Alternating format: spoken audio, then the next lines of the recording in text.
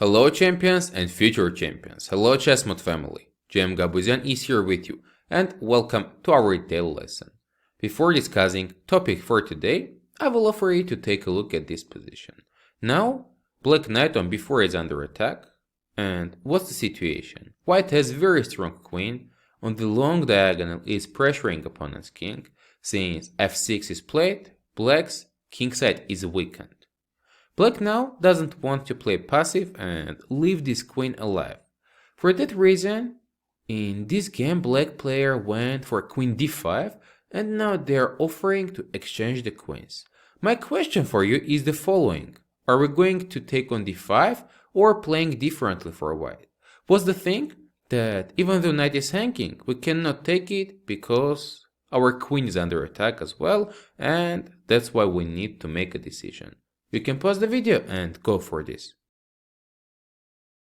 Let me tell you that now, capturing on d5 is not a great option. What's the thing? White's losing the strong queen, but on top of this, after knight d5, pawn on c3 now is under attack. If white is pushing with c4, Black goes knight b6, this pawn is still hanging. And after c5, Black goes knight d5, getting super outpost on d5 square, and as well, white pawn on d4 is a fixed weakness. Bishop on c1 will be limited by this pawn chain as well. After knight takes d5 move, instead of pushing white goes bishop d2, Black is a great move, playing b5, fixing pawns on the dark squares. If white has dark squared bishop, it's a very bad outcome. Now Black's getting again a monster knight on this central outpost and very good game. For these reasons, after queen d5, we don't want to take, and this is the topic of today's daily lesson. While exchanging the queens, sometimes we can try to make an extra value out of it. And now, white's using the fact that knight on b4 is under attack, and it's the only piece protecting opponent's queen. White plays now queen b3. Black cannot move knight to any square, and Black is forced to take. But after pawn takes b3 and knight d5, this is absolutely different position. When white captures, pawn chain is getting connected. Rook on a1 is getting instantly activated. White now has space advantage in the center due to good pawns. At this moment, pawn on c3 is hanging. White player decided to go rook e1, now keeping bishop on e7 under attack. And only after rook f8, going for bishop d2. This is completely different picture. Now white threatens to go c4, sometimes putting pawn on d5, getting space advantage. Both rooks are playing well, and white will not have any pawn weaknesses, since pawn chain is connected and they will be protecting each other. In this way, white's making a huge value while trading off the queens. Now, let's go ahead and see our next example. In this middle game position, white has a little advantage. Black's pawns are doubled and we have a good control over the c file.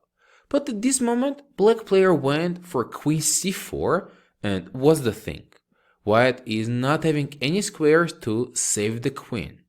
If now white takes, in a move, black is solving all of the problems. Pawn d takes to c4. Now pawns are no longer doubled. As well, c file is closed and our rooks are useless on this line. That's why after queen c4, white cannot accept this, and better decision is required. How to play is my question. You can pause the video and try to figure it out. Here, white's using the only available option, which is queen b4, but at the same time it's a great decision. First of all, if now black takes, we take back and we are not opening up the bishop on long diagonal. As well, black pawns are still staying doubled, and it's very bad because now we're controlling the c line. At this moment, if black takes on c3, white has rook c3 option. We are not capturing with the pawn and closing the line.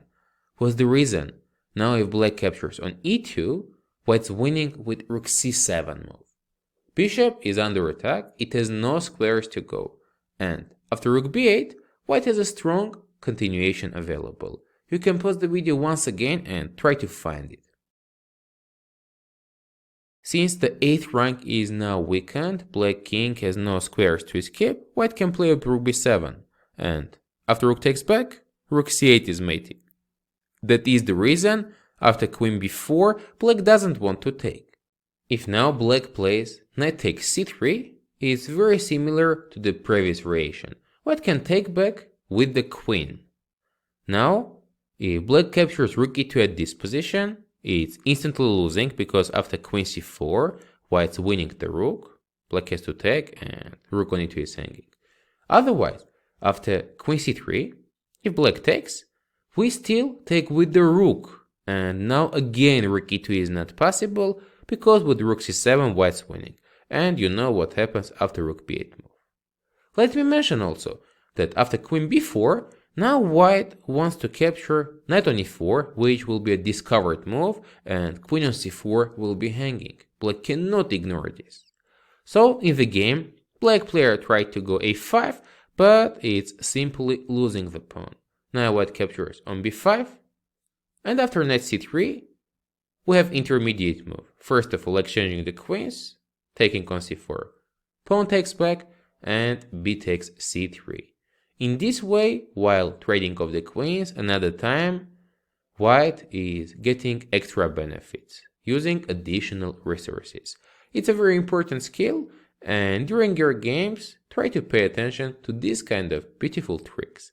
Now, let's go ahead, and you will get your homework position for this topic. In this position, Black played Queen g5. Now, Black wants to exchange the queens. If we are going to capture on g5, Black can take back, and they are getting this very strong pawn on g5, which is all the time preventing f4s. So, Knight on the central e5 square is staying very strong. There are also other options here for White, and I will offer you to share your thoughts and ideas how to play in the comments section below. Gabuzyan was here with you. Thank you for your subscriptions, likes, and sharing this video with your friends. We appreciate it a lot. See you next time during our next daily lessons.